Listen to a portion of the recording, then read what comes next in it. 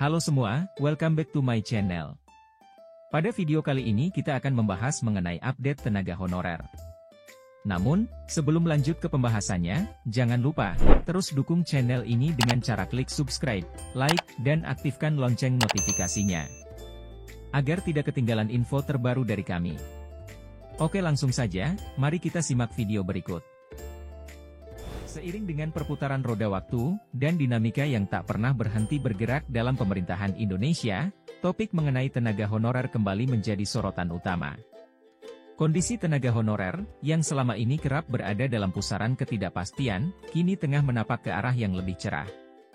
Kabar gembira ini berasal langsung dari Kementerian Pendayagunaan Aparatur Negara dan Reformasi Birokrasi atau Kemenpan RB. Yang menyatakan bahwa peraturan pemerintah atau PP, mengenai pengangkatan tenaga honorer, akan segera diterbitkan dalam kurun waktu 3 bulan mendatang. Mengapa kabar ini begitu penting untuk menjawabnya? Mari melangkah sejenak ke belakang, dan memandang perjalanan panjang tenaga honorer di Indonesia.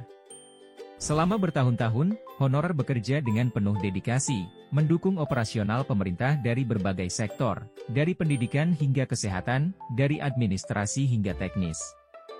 Namun, ironisnya, meskipun kontribusi mereka sangat besar, status dan jaminan hak mereka sebagai pegawai masih mengambang, seringkali tanpa kejelasan.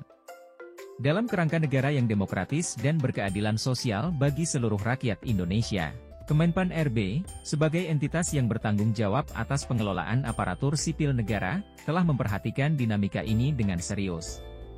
Sebagai tindak lanjut dari komitmen pemerintah, untuk meningkatkan kesejahteraan dan kepastian status bagi tenaga honorer, PP, pengangkatan honorer yang sedang dipersiapkan ini diharapkan dapat menjadi solusi konkret. Ini merupakan turunan dari UU ASN yang baru saja disahkan pada 3 Oktober 2023 lalu. Apa yang bisa diantisipasi dari PP ini? Beberapa poin penting yang sedang digodok antara lain. 1. Kriteria pengangkatan. Siapa saja tenaga honorer yang berhak untuk diangkat, dan apa saja syarat-syarat yang harus dipenuhi. 2. Mekanisme pengangkatan. Bagaimana proses pengangkatan akan dilakukan, mulai dari seleksi hingga penetapan status. 3. Hak dan kewajiban. Setelah diangkat, apa saja hak dan kewajiban yang akan diperoleh dan harus ditaati oleh tenaga honorer yang telah resmi menjadi bagian dari aparatur sipil negara. Kehadiran PP, pengangkatan honorer ini tentunya akan membawa angin segar bagi ribuan, bahkan jutaan, tenaga honorer di seluruh Indonesia. Maka, honorer yang selama ini bekerja tanpa kepastian, kini dapat menaruh harapan baru.